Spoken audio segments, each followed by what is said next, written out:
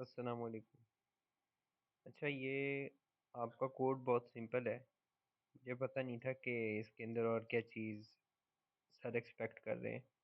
जितना लिखा हुआ है ना, अगर तो उतना ही चलेगा, यानी उतना ही ठीक है, रिक्वायरमेंट्स पे पूरा आ रहा है, तो फिर बहुत ही आसान आएगा हो जाएगा तुम लोगों का, क्योंकि यहाँ पे ज़्यादा कुछ समझने वाला है नहीं।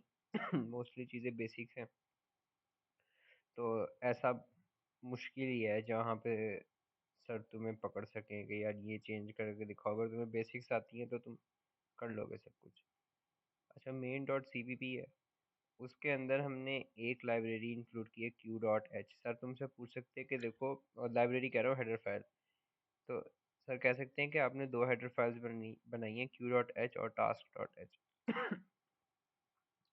तो आपने टास्क डॉट एच को क्यों नहीं इंक्लूड करवाया? आपने बस क्यू डॉट एच को क्यों इंक्लूड करवाया?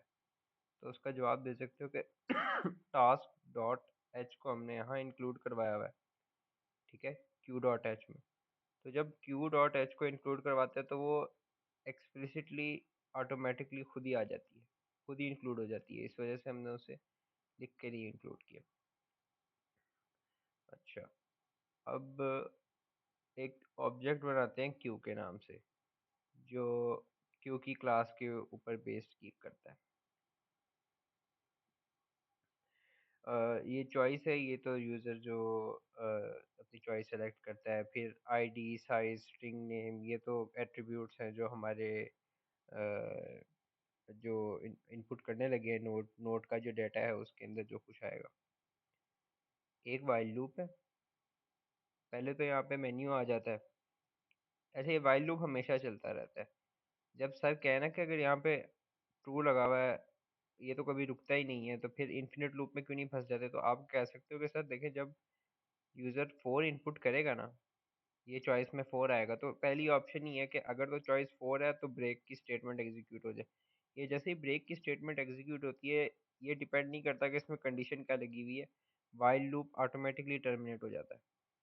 तो अगर तो यूज़र कोई और नंबर एंटर करता है 1 से 3 तक, तो उसके हिसाब से फिर ये 3 केसेस है आपके पास। और जो बहुत ही सिंपल है, ऐड टास्क का केस आ गया। अच्छा, उन्होंने ना सी इन मल्टीपल टाइम्स करने के बजाय एक ही बार कर दिया है। यानी आप एक ही लाइन के अंदर अपना आईडी लिखते हो, नेम लिखते हो और साइज लिखते हो ना।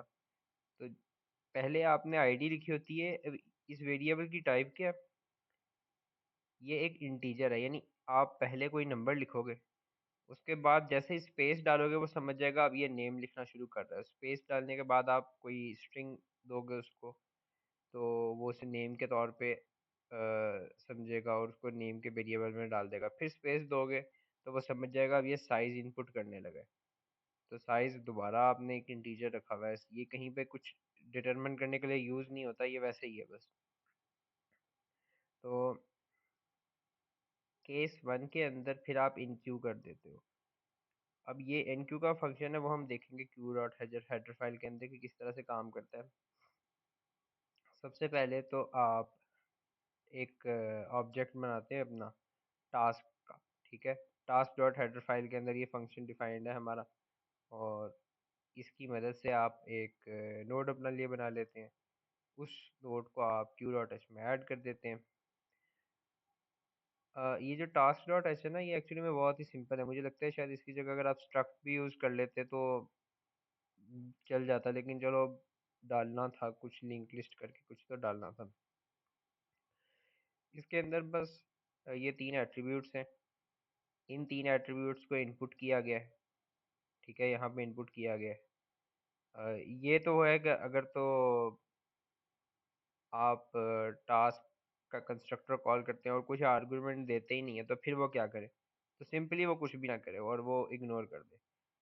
जब भी हम टास्क को ये 3 इनपुट्स देंगे, कोई इंटीजर देंगे, फिर स्ट्रिंग देंगे और फिर एक और इंटीजर देंगे, तो ये वाला कंस्ट्रक्टर कॉल होगा, ये वाला कंस्ट्रक्टर कॉल नहीं होगा। अच्छा, मैं बता रहा था कि ये 3 एट्रीब्यूट्स है हमारे पास, इनको ही हमने डील करना है। ये तो प्राइवेट वेरिएबल्स में आपने डिफाइन कर दिए हैं, उसके बाद इनकी वैल्यूज़ आपने इनपुट कर दी हैं, फिर आपने 3 मेथड्स बनाए हैं जो इनकी वैल्यूज़ आपको रिटर्न करते हैं, क्योंकि ऑब्वियसली आपने एंड के ऊपर जब डिस्प्ले करवाना है, या अगर आपको ज़रूरत पड़ जाती है आईडी लेने के लिए, तो फिर आप इन फंक्शंस को यूज़ कर सकते हैं। इसके अंदर एक डिस्प्ले फंक्शन भी है, तो इसमें बस हमने तीन वेरिएबल्स बनाए हैं, उनके अंदर वैल्यूज़ इनपुट की हैं, उनके लिए फंक्शंस बनाए हैं कि उनको हम इस क्लास में से निकाल सकें अगर हमें ज़रूरत हो, और फिर इन तीनों को डिस्प्ले किस तरह से करवाना है। पहले आईडी, नाम नाम, और साइज़ साइज़। ये जो है आपका कर्सर जो अगली लाइन पे, ये एक किस्म से एंटर के तौर पे काम करता है। ये जब भी एग्जीक्यूट हो जाता है तो आपका कर्सर अगली लाइन पे जाकर इंतज़ार करता है, इस तरह से। जैसे मेरा कर्सर अगली लाइन पे चला गया ना, और अब लिखना शुरू होगा तो यहाँ से लिखना शुरू होगा। ये तो थी हमारी टास्क डॉट हेडर फाइल, बहुत सिंपल है। हाँ, ये ना शुरू के अंदर दो स्टेटमेंट्स हैं। अब जब आपका कोड कंपाइल होता है ना, तो जहाँ तक मुझे समझ आई है, ये चेक करती हैं कि क्या हमारी हेडर फाइल्स के साथ डील कर लिया हो, या क्या वो डिफ़ाइन हो चुकी हैं। अगर तो डिफ़ाइन नहीं हुई हुई ना, तो फिर हम डिफ़ाइन कर देते हैं, यानी कि फिर ये सारा कोड रन होता है। अगर तो डिफ़ाइन हुई हुई है ना, तो ये पहली लाइन नहीं चलती और ये सारा कोड नहीं चलता क्योंकि पहले, यानी कि हमने रन कर लिया होगा या किसी वजह से डिफ़ाइन हो चुकी होंगी, तो फिर दोबारा नहीं डिफ़ाइन होगी। हर हेडर फाइल के पीछे हम ये दो लाइन ज़रूर लिखते हैं, नहीं तो दो बार अगर एक ही चीज़ डिफ़ाइन हो जाए तो इश्यूज आ सकते हैं। क्यू डॉट एच को देख लेते हैं। तो ये एक ही क्लास है, क्लास का ये तो स्ट्रक्ट हो, क्लास होगी इसकी क्यू नोड की। मेरे ख्याल से ये इन्होंने स्ट्रक्ट का काम करने की कोशिश की हुई है, ये मेरी नज़र से बिल्कुल गुजर गया।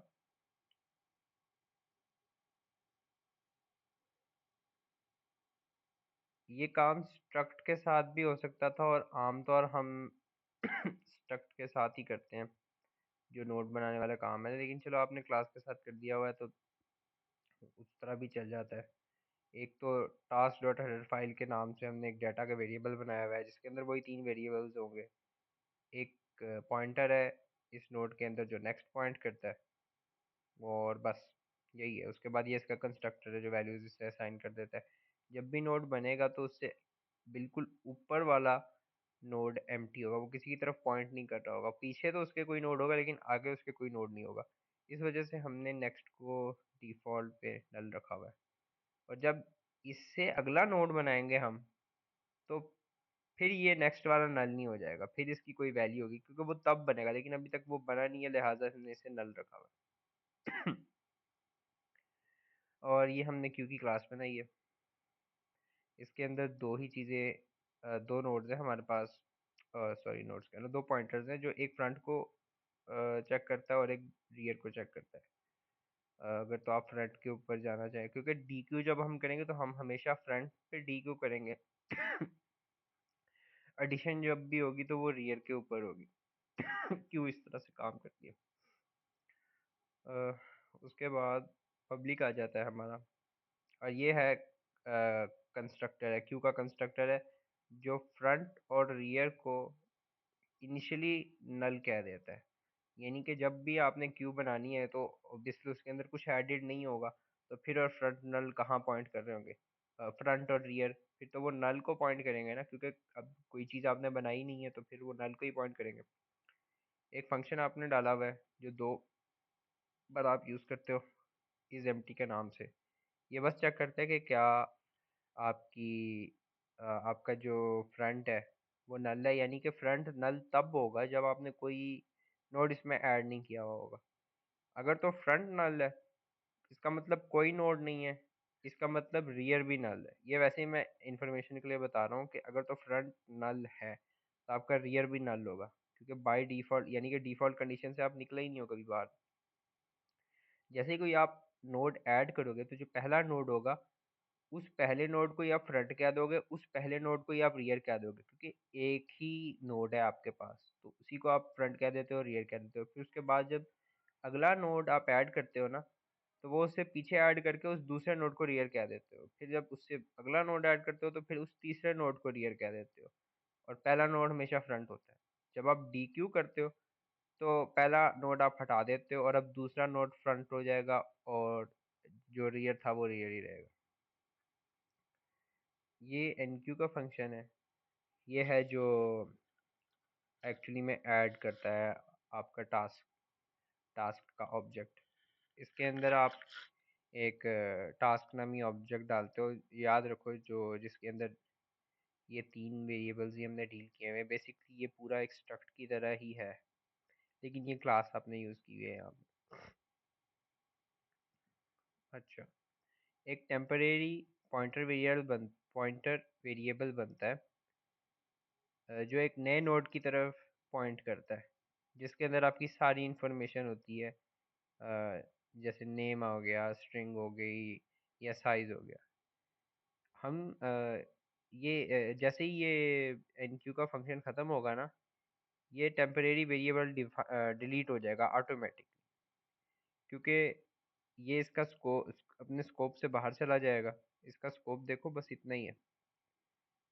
जैसे ही ये फंक्शन ख़त्म होगा, जब भी आप इसे कॉल करोगे ये कॉल होकर ख़त्म हो जाएगा। तो जो कुछ भी इसके अंदर आपने डिफाइन किया हुआ है ना, जैसे ये टेम्परेरी पॉइंटर वेरिएबल है, वो भी इसके साथ ही ख़त्म हो जाएगा। तो अभी देखते हैं कि किस तरह से हम इस टेम्प को यूज़ करते हुए एडिशन करते हैं नोड की। पहले तो टेम्परेरी पॉइंटर बना लिया जो एक नए नोड की तरफ पॉइंट कर रहा है। उस नोड के अंदर वो सारी इन्फॉर्मेशन है जो हम उसे एन क्यू के पैरामीटर में देंगे। सबसे पहले ये चेक करता है क्या रियर एम्प्टी है। अगर तो रियर एम्प्टी है ना, इसका मतलब है फ्रंट भी एम्प्टी है, यानी कि ये नल दोनों नल की तरफ पॉइंट कर रहे हैं। क्योंकि देखो, अगर तो एक भी इसमें नोड होता तो फ्रंट रियर दोनों उस नोड की तरफ पॉइंट कर रहे होते। अब क्योंकि दोनों ही आपके पास नल हैं, तो यानी आप पहला नोड ऐड कर रहे हो, तो आप पहला नोड ऐड करते हो, ठीक है, और फ्रंट रियर दोनों ही उसकी तरफ पॉइंट करना शुरू कर देते, क्योंकि पहले कुछ था ही नहीं। अब दोनों उसकी तरफ पॉइंट कर रहे हैं, ये एल्स की स्टेटमेंट निकल जाएगी। लेकिन अगर तो आपके पास पहले से कुछ नोड्स पड़े हुए हैं, तो फिर आप क्या करते हो, आप ये इफ स्टेटमेंट आपकी इग्नोर हो जाती है, आप एल्स स्टेटमेंट की तरफ जाते हो। जो रियर के अंदर नेक्स्ट का फंक्शन है ना, अब वो टेम्प की तरफ पॉइंट कर रहा होता है, और टेम्प किस की तरफ पॉइंट कर रहा है, इस न्यू नोड की तरफ। और जो रियर होता है ना, वो आपका टेम्प बन जाता है एक्चुअली में। जो रियर का नेक्स्ट है वो आपका पॉइंट करता है न्यू नोड की तरफ, और तो फिर ये रियर टेम्प की तरफ क्यों पॉइंट कर रहा है? ओह, आपने पहले तो मौजूदा रियर का नेक्स्ट इस न्यू नोड की तरफ पॉइंट करवाया। अब क्योंकि बिल्कुल एंड के ऊपर एक नया आपने नोड ऐड कर दिया, तो उस नए नोड को आप रियर कहोगे ना, तो अब रियर बजाते खुद उस नोड को पॉइंट कर रहा है। उसके बाद डी क्यू का फंक्शन आ जाता है। मुझे लगता है ये सबसे सिंपल फंक्शन है। इसके अंदर बस एक आपने चेक करना है कि क्या आपके पास आपकी क्यू एम्प्टी है। अगर तो एम्प्टी है, फिर तो आप डी क्यू कर ही नहीं सकते, तो आप उसे कह देते हो कि क्यू एम्प्टी है, बस। और अगर तो क्यू एम्प्टी नहीं है, ये इफ स्टेटमेंट नहीं चलेगी। अब आप एक और टेम्परेरी, जो पिछला टेम्परेरी था ना, टेम्परेरी पॉइंटर, वो इस एन क्यू के फंक्शन के ख़त्म होने के साथ ही ख़त्म हो गया था। अब जो आप टेम्प बना रहे हो ना, वो उससे बिल्कुल अलग है। वो पॉइंट करता है फ्रंट की तरफ, क्योंकि हम फ्रंट को डिलीट करना चाहते हैं। डी क्यू के अंदर हम फ्रंट को डिलीट करते हैं। फ्रंट को अब ये पॉइंट करेगा, ठीक है। हम फिर क्या करते हैं, फ्रंट का जो नेक्स्ट वेरिएबल है ना, यानी कि जो वेरिएबल कह रहा हूँ, जो नेक्स्ट नोड है, हम उसको फ्रंट का नाम दे देते हैं। जो फ्रंट से, यानी जो हमारा सेकंड नोड है, हम उसको फ्रंट कह देते हैं। अब हमारा फर्स्ट नोड फ्रंट नहीं है, क्योंकि हम उसे डिलीट करने लगे हैं। हम डी क्यू जो कर रहे हैं, तो फ्रंट वाले नोड को डिलीट कर रहे हैं ना, तो सेकंड नोड को हम, जो बिल्कुल उसके बाद है, उसको फ्रंट कह देते हैं। फिर हम चेक करते हैं कि हमने जो नया फ्रंट कहा है, कहीं वो नल तो नहीं है। अगर तो एक ही नोड होगा ना आपकी लिस्ट के अंदर, तो फिर फ्रंट का जो नेक्स्ट होगा वो नल की तरफ पॉइंट कर रहा है। तो जो आप एक नोड था वही आपने निकाल दिया। अब फ्रंट भी आपका नल हो चुका है। तो फिर इधर आपको रियर भी नल कर देना पड़ेगा, क्योंकि अब आप आपके पास एक नोड था, आपने वो एक नोड भी निकाल दिया, अब कुछ आपके पास बचा ही नहीं। फ्रंट तो नल की तरफ पॉइंट करेगा ही करेगा, लेकिन रियर को भी नल की तरफ पॉइंट करना चाहिए, और ये तब होगा जब आपकी लिस्ट में सिर्फ एक नोड हो और आपने उसको डीक्यू कर दिया हो। अच्छा, ये इस लाइन के बाद आपने बस टेम्परेरी को जो है ना, टेम्परेरी वेरिएबल को डिलीट कर देना। अगर तो उसके बाद आप डिस्प्ले करवाना चाहो कि आपकी क्यू में कौन कौन सी चीज़ें मौजूद हैं इस वक्त, पहले तो आप चेक करते हो कि क्या आपकी क्यू एम्प्टी है। अगर तो एम्प्टी है तो वो आप सिंपली डिस्प्ले कर देते हो कि भाई कुछ नहीं है मेरी क्यू के अंदर। और ये रिटर्न फंक्शन यूज़ करते हैं हम ये लूप तोड़ने के लिए। अब ये जब आपने जहाँ पे भी डिस्प्ले का फंक्शन यूज़ किया है, उसको चलना तो ऐसे सीक्वेंशली चाहिए, पहले ये लाइन एग्जीक्यूट होगी, फिर ये, फिर ये, फिर ये, फिर ये, ऐसे करते हुए। लेकिन जैसे ही वो रिटर्न स्टेटमेंट को तक पहुंचता है ना, एक किस्म से ब्रेक का ये काम करती है, और आप इस पूरे फंक्शन से बाहर निकल आते हो, ये अगली लाइंस एग्जीक्यूट ही नहीं होती। अगर तो आपकी लिस्ट एम्प्टी है तो आप सिर्फ यहाँ तक चलोगे, इस रिटर्न तक। अगर आपकी लिस्ट एम्प्टी नहीं है तो ये पहला फंक्शन ही आप स्किप कर दोगे, और फिर ये कोड चलेगा। ये रिटर्न कभी रीच ही नहीं होगी अगर तो ये फॉल्स आ गया। अब डिस्प्ले करवाने के लिए आप क्या कहते हो, एक आप टेम्परेरी वेरिएबल बनाते हो। ये टेम्प जो है ना, कोई कीवर्ड नहीं है, ये तुम इसे सुदेश भी लिख सकते थे, अपनी मर्जी से लिख सकते थे। एक टेम्परेरी वेरिएबल बनाते हो जो फ्रंट की तरफ पॉइंट कर रहा होता है, जब तक आपका टेम्परेरी नल नहीं होता। क्योंकि आपने क्या करना है, पहले तो डाटा को डिस्प्ले कर देना है, ठीक है, क्योंकि हम सब कुछ डिस्प्ले करवाना चाह रहे हैं। और उसके बाद डिस्प्ले करवाने के बाद आपने अगले वेरिएबल को टेम्प का नाम देके ये लूप रिपीट कर देना। यानी सबसे पहले फ्रंट वाला वेरिएबल आपका टेम्प होगा, यहाँ पे फ्रंट वाला वेरिएबल टेम्प होगा। और उसके बाद आप क्या करोगे, सब कुछ प्रिंट करवा दोगे उस टेम्प से। और टेम्प से फिर जो अगला वेरिएबल आ रहा है ना, यानी जो फ्रंट का अगला वेरिएबल है, उसको आप टेम्प का नाम दे दोगे। ये देखो, उसको टेम्प का नाम देने के बाद आप सब कुछ फिर डिस्प्ले करवाओगे। यानी कि आपने फ्रंट को नाम दे दिया, ठीक है, ये लूप अब चला, आपने फ्रंट का डाटा डिस्प्ले किया, आपने अब फ्रंट से अगले वेरिएबल पे चले गए, आपने चेक किया कि वेरिएबल कह रहा हूँ, अगले नोड पे चले गए क्या अगला नोड एम्प्टी है। अगर तो एम्प्टी नहीं है तो फिर उसमें कुछ डाटा होगा, वो डाटा डिस्प्ले करवाना है हमने, और फिर उससे अगले नोड पे चले जाना है। फिर चेक करना है क्या वो नोड हमारा नल होगा, नहीं है, ठीक है, उसका डाटा डिस्प्ले करवाओ। फिर उससे अगले नोड पे चले जाओ, अब वो नोड चेक करो क्या वो नल है, हाँ वो नल है, फिर ये पूरा वाइल लूप टर्मिनेट हो जाएगा, और ये फंक्शन आपका ख़त्म हो जाएगा यहीं तक ही। क्यू डॉट एच के अंदर यही चीज़ें हैं। समझने वाली एक चीज़ ये है, जो जिसका तुमने एक बार मुझसे सवाल भी किया था, कि ये हम एरो और ये डॉट क्यों इस्तेमाल करते हैं और ये कैसे इस्तेमाल करते हैं। देखो, टेम्प जो है ना, हमारे पास एक पॉइंटर है जो पॉइंट करता है किसी स्ट्रक्चर टाइप चीज़ की तरफ, ठीक है। स्ट्रक्चर के अंदर क्या था कि ये एक्चुअली में क्लास का ऑब्जेक्ट है। हमने यहाँ पे क्लास बनाई थी ना, स्ट्रक्चर इतना कॉमन है, मैं स्ट्रक्चर के साथ कंफ्यूज कर रहा था इसको। क्लास का हमने एक ऑब्जेक्ट बनाया इधर शुरू में। तो अ, इधर नीचे ना अगर हम देखें, हाँ, डाटा, अब उसके अंदर कुछ इन्फॉर्मेशन, एक फंक्शन हमने रखा हुआ है। जैसे ऊप के अंदर हम पढ़ के आए थे, आपके पास क्लास के ऑब्जेक्ट्स होते हैं, फिर उनके अंदर आपके पास मेथड्स होते हैं, उनको आप डॉट की मदद से एक्सेस करते हैं।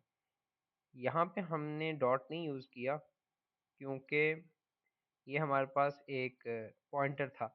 यानी ये किसी ऑब्जेक्ट की तरफ पॉइंट नहीं कर रहा, ये ऑब्जेक्ट के एड्रेस की तरफ पॉइंट कर रहा है।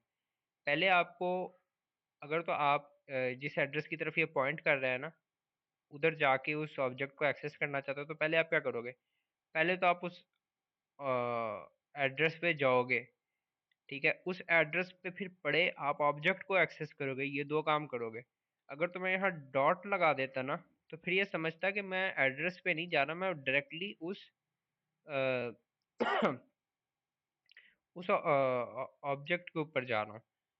तो वो एड्रेस को ऑब्जेक्ट की तरह ट्रीट करने की कोशिश करता। ये सबसे पहले डी रेफरेंस करता है, जिस एड्रेस की तरफ आप पॉइंट कर रहे हो उसको डी रेफरेंस करता है, उसके बाद उसको एक्सेस करता है। और उस ऑब्जेक्ट के अंदर भी एक मेथड है डिस्प्ले का, जिसको आप कॉल कर रहे हो।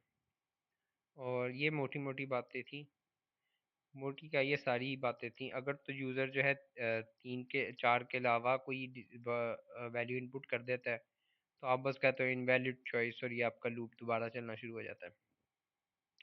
यही है इसके बारे में।